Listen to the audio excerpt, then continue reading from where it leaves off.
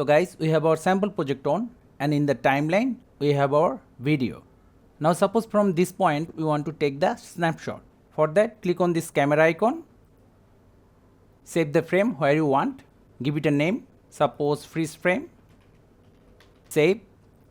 Now right click on the media section, import files, select the file, freeze frame, open, bring it to the timeline, snap it. Let's give it same length, move this to upper frame. Now after this frame we will have our freeze frame. Then we need to add the frame. For that, go to title, again the title. From here select the solid, background color, select the frame color, press on OK. Give it a name like frame, save it, bring it under the image, give it same length,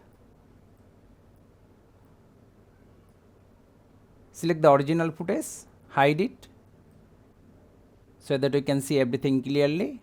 Move the mouse, go to the first frame of the freeze frame, select it, scale it down, hold Ctrl,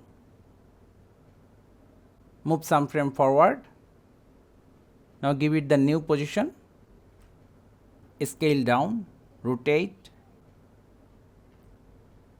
suppose here. So this is what we have so far.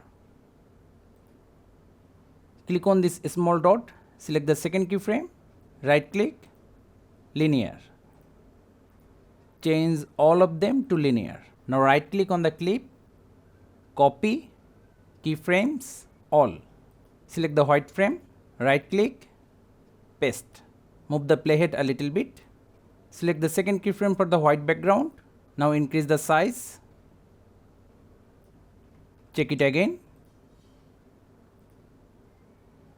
Change the keyframes to linear. I think our animation is ready.